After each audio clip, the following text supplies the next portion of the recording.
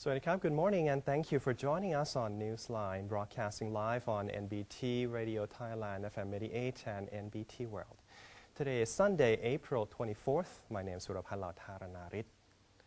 His Majesty King Bhumibol Adulyadej has sent a congratulatory message to the new president of the Lao People's Democratic Republic, Mr. Bunyang Volachit, upon the latter's appointment to the post by the Lao National Assembly on April 20th, 2016. In the royal message, His Majesty the King offered his best wishes for the success as well as for the well-being and prosperity of the Lao president and his people, and for the sustainable development of the Lao People's Democratic Republic. His Majesty also expressed firm belief that the existing bilateral cooperation that has been based on good mutual understanding between the two countries will expand in scope and will allow their existing friendship to be even closer and prosper more in the future.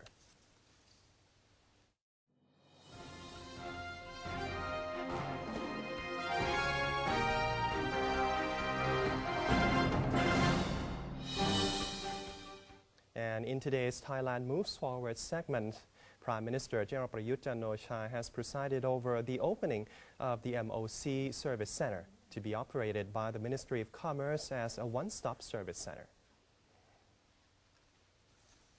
General Prayut paid a visit to the office of the Permanent Secretary for Commerce in Nonthaburi in order to inaugurate the MOC Service Center. The new facility also has nationwide branches located at the provincial commerce offices. Its objectives are to serve as an all-in-one center for public members who wish to file complaints, seek business counseling, register their businesses, or receive other services. After the opening ceremony for the MOC Service Center, the Prime Minister observed the OTOP Select exhibition within the same compound. He also attended a meeting with high-ranking state officials at the ministerial level, including Deputy Commerce Minister Suwit Mesinsi, Permanent Secretary for Commerce Shutima Bunyaprapatson, and Secretary General of the Office of the Civil Service Commission Wisut Prasit Siriwong. Prime Minister General Prayut Chan-o-cha has expressed his condolences to the family of former Prime Minister Baniharn Silapa-Acha, who passed away on Saturday morning. Major General Sansern Kaew-Kamneut, government spokesperson, said General Prayut was saddened to learn about the passing away of the 21st Prime Minister of Thailand, Mr. Baniharn Silapa-Acha. General Prayut believes that Mr. Baniharn will always be remembered and revered among politicians and the public.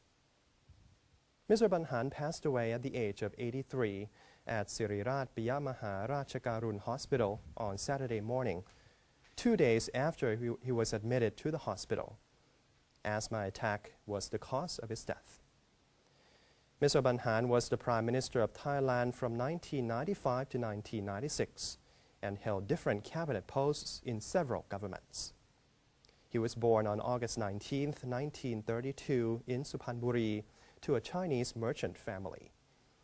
He was married to Mrs. Jamsai Silapa-Acha, and together they have 3 children.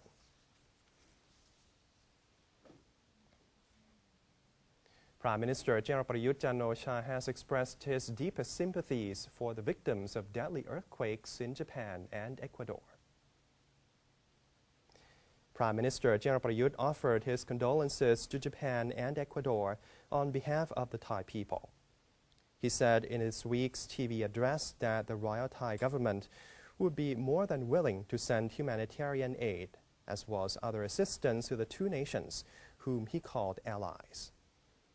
General Prayut also thanked the Ministry of Foreign Affairs for its quick responses to those devastating tremors. Thai nationals residing and traveling in those 2 countries were immediately evacuated. In addition, he said, although Thailand is not prone to earthquakes, officials and the public should always be alert of unexpected occurrences, given the fact that the world is being battered by climate change and global warming. Lastly, he warned people living in the north and the northeast to brace for summer storms as the rainy season is approaching.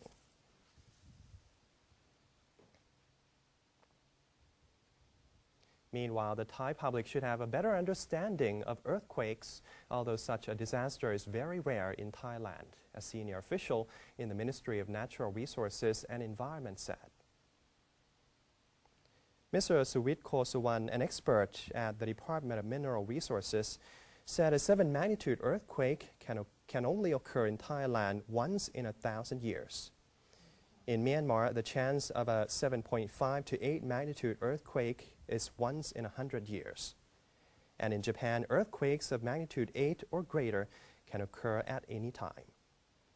Thanks to these statistics, he said Thai should always be alert about the deadly disaster, and everyone should be more knowledgeable about seismic activities.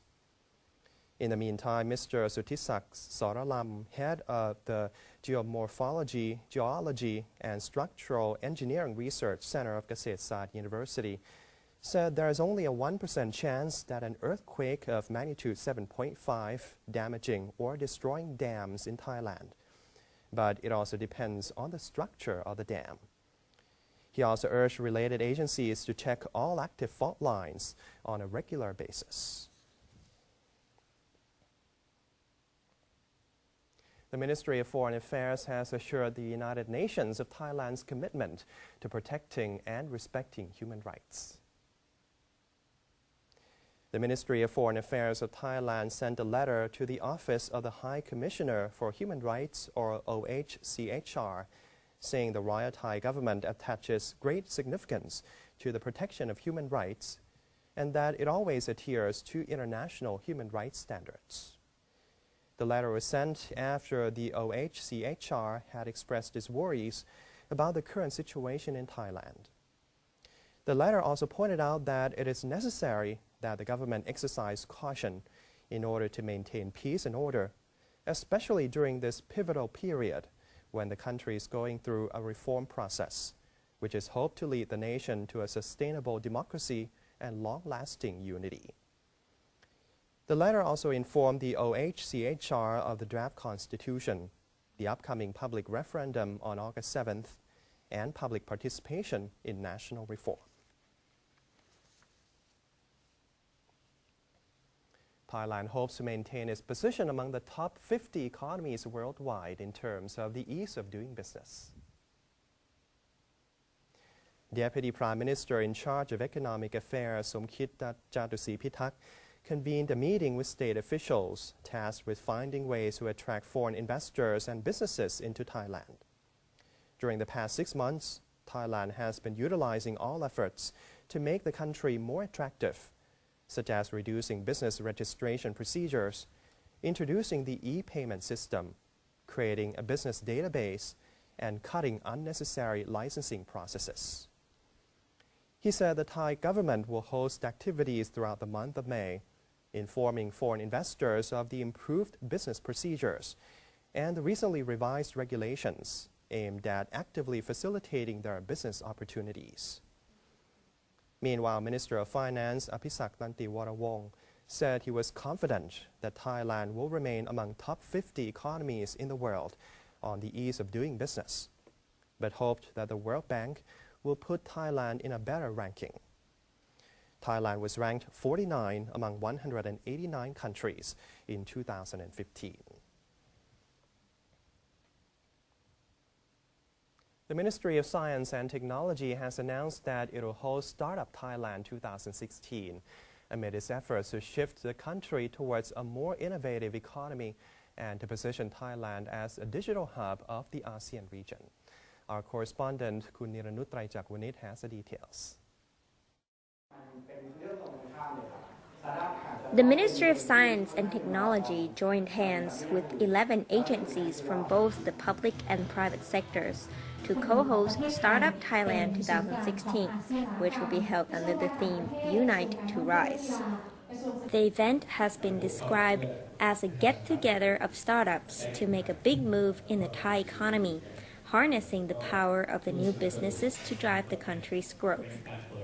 Dr. Pishet Durongkawerot, Minister of Science and Technology, explained that the Startup Thailand 2016 is the third of its kind in the kingdom and the largest of such event this year.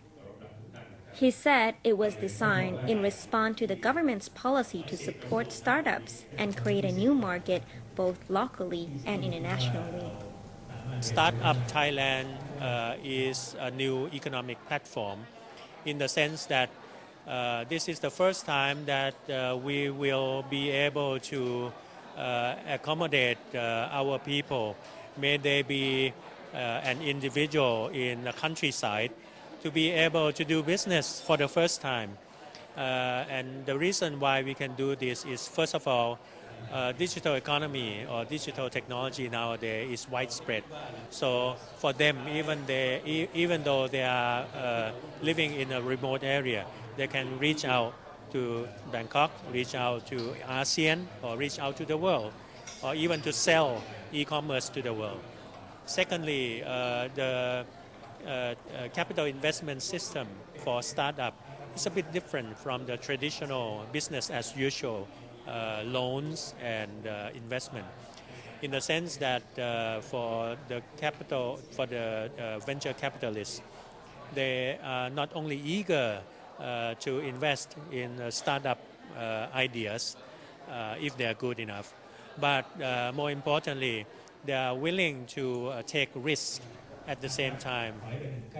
The minister added that this event is aimed at networking startup businesses with potential investors. He claimed this would push Thailand towards an innovative, science and technology-based economy, leading to exponential growth and strengthening the country's claim as a digital hub of ASEAN.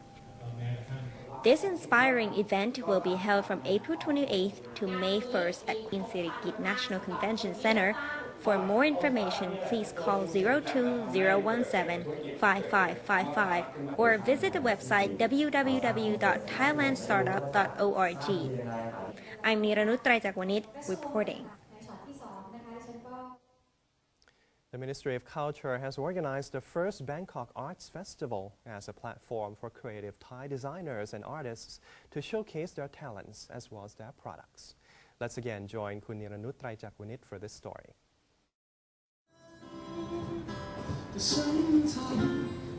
The Office of Contemporary Art and Culture, Ministry of Culture, is an agency with a mission to promote creative arts and contemporary culture, to broaden the application of artistic wisdom through all levels of society.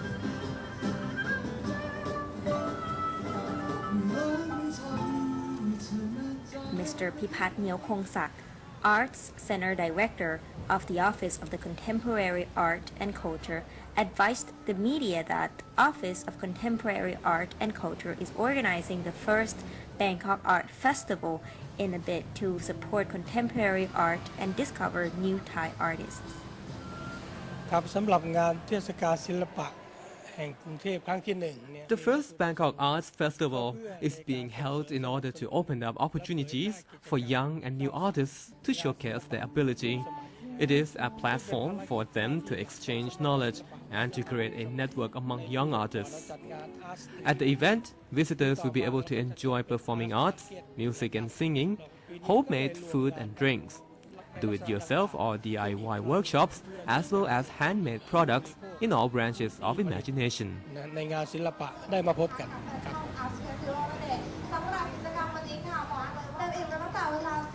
Mr. Pipat added that this event is located along the footpath in front of Ratchadamneun Contemporary Art Center, and the art center was chosen due to its reputation. For anyone who is keen to visit the festival, it opens every Saturday and Sunday from 4 to 8 p.m. until May 15th. I'm Niranut Traijakwanith reporting. Meanwhile, the Ministry of Agriculture and Cooperatives is following up on the drought situation in Mahasarakham province. Dr. Thanit Anekvit, an Inspector General of the Ministry of Agriculture and Cooperatives, attended a meeting in Mahasarakham to acquire information about the latest drought situation in the province. The Inspector General was informed that several areas have been declared drought disaster zones, whereas farmers in drought-hit zones have continually been receiving assistance from local authorities. Mahasarakam farmers have been encouraged to replace their plants with drought-tolerant crops, such as corn and groundnut, or switch to other professions during the long dry season. The meeting also informed Dr. Tanit that the province had been receiving 500,000 cubic meters of water from Ubonrat Dam on a daily basis, while local officials expect the province to have sufficient amount of water for consumption until July. And that's the end of today's edition of Thailand Moves Forward. We'll take a quick break now, but before that, let's have a look at the exchange rates and commodity prices.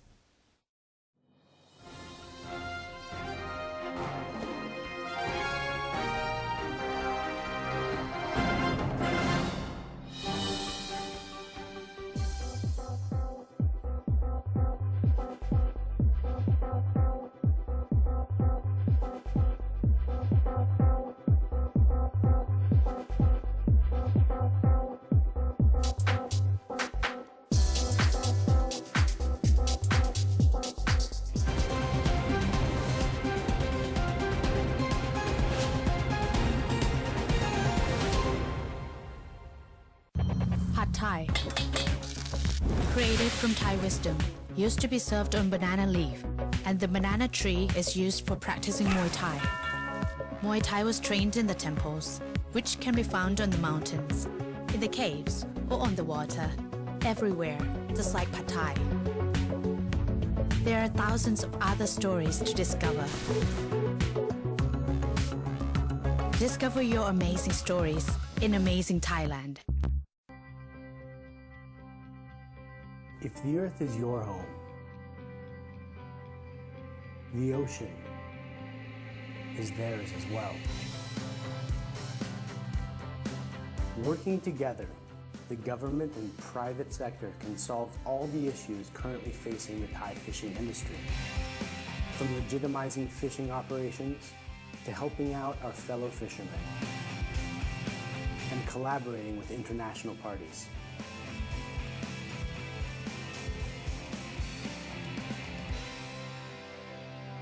ตอนนี้ถึงเวลาแล้วนะครับที่เราจะต้องมาร่วมมือกันทำให้มันถูกต้องมันก็ต้องปรับตัวในช่วงแรกแต่ในระยะยาวมันก็คุ้มค่าถ้าไม่มีอาชีพนี้เราก็ไม่รู้จะทำอะไรกันแล้วผมก็พร้อมครับที่จะเป็นส่วนหนึ่งในการแก้ปัญหา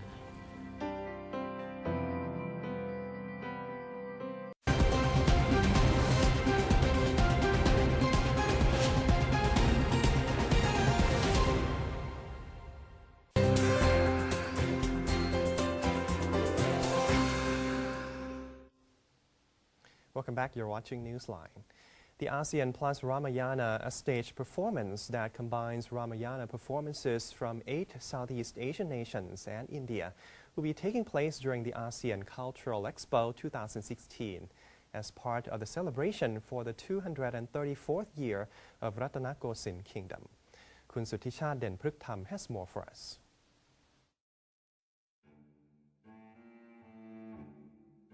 During the ASEAN Culture Expo 2016, cultural representatives from 8 countries in ASEAN and India has come together to participate in the ASEAN Plus Ramayana. This rare representation of ASEAN Plus Ramayana is one of the key activities in the expo, where each of the 8 representatives is to deliver a magnificent stage performance of Ramayana, an ancient Hindu epic from the Indian subcontinent, which has taken a firm hold not only in modern-day India, but also much of Southeast Asia. Despite nations sharing the epic story of ancient events, the telling of Ramayana remains unique in each rendition from its homeland India to much of Southeast Asia. Even so, the moral of the original legend threads its way through the historic tale whenever it is told. The Indian-style Ramayana based on Hindu legend is offered by both the Republic of India and Singapore. The India performance employs a highly advanced and impressive dancing technique. The Singapore performance, on the other hand, emphasizes multiculturalism and modernity. We are not having Ramas and Lakshmanas, Rama, Hanuman are all in costumes.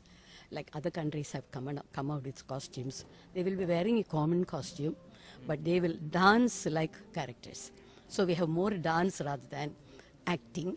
The Hindu-style Ramayana from Singapore and India are, however, significantly different from the style employed in the mainland Southeast Asia, which is predominantly Buddhist and share common heritage. The performances in Thailand, Cambodia, Laos, and the Union of Myanmar each employ similar style of music, dress, costumes, and dancing technique. The Ramayana tradition from maritime Southeast Asia, such as those from the Indonesia and Philippines, on the other hand, are mostly derived from the Islamic community. However, while Indonesia is predominantly Islamic, its Ramayana from the Hindu era is well preserved even in modern Islamic society. Philippines, on the other hand, offer a completely new view to this ancient epic. Much of Philippines' native cultural heritage was lost under colonial rule, but then, the Ramayana tradition, which came from the Islamic portion of the Philippine archipelago, is enjoying a modern revival, which has resulted in the epic performance that came on last in this series of shows. Because we have three major cultures in our island, and these cultures very well are depicted in their engagements, in their clashes, or even in their complementing with each other in the play that we have recreated.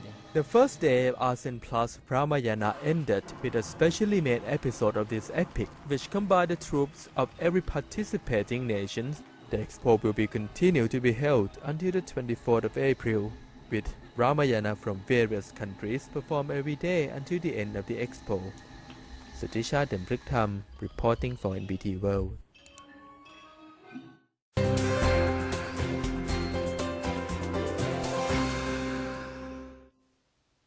Turning to the global news, North Korea is said to have fired a missile on Saturday from the sea and to the northeast from an area of its east coast at about 6:30 p.m. local time, the South Korea's Office of the Joint Chiefs of Staff said. North Korea will hold a rare congress of its ruling Workers' Party in early May for the first time in 36 years. South Korea's Yonhap news agency said the missile flew for a few minutes, citing a source. There were no further details. South Korea's military has said it is on high alert over the possibility that the isolated North could conduct its fifth nuclear test at any time, in defiance of UN sanctions, after setting off what it said was a hydrogen device in January.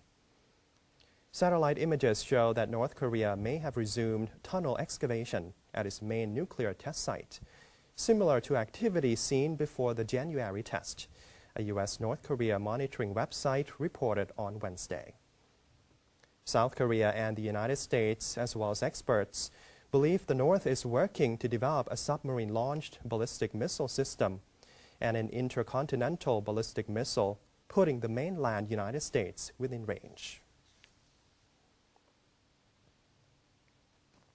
The death toll from Ecuador's devastating 7.8 magnitude earthquake last week along the country's Pacific coast has risen to 646 people, President Rafael Correa said during a TV broadcast on Saturday. President Rafael Correa said 113 people were rescued successfully, 130 are still missing, 646 were killed, and 12,500 were injured. Last Saturday's earthquake, the worst in nearly 7 decades, when the Ambato quake killed 5,050 people. Several strong tremors and more than 700 aftershocks have continued to shake the country since the major quake, sparking momentary panic but little additional damage. Tremors are expected to continue for several weeks. Close to 7,000 buildings were destroyed in last Saturday's quake, and more than 26,000 people were living in shelters. Some 14,000 security personnel were keeping order in quake-hit areas, with only sporadic looting reported. A group of complete high-resolution full-color map of the moon taken by China's Chang'e 3 moonlander and the U-2 moon rover have been unveiled recently. China's lunar probe Chang'e 3, with the country's first moon rover on board, successfully landed on the moon on December 14, 2013, marking China's first successful soft landing on the surface of an extraterrestrial body.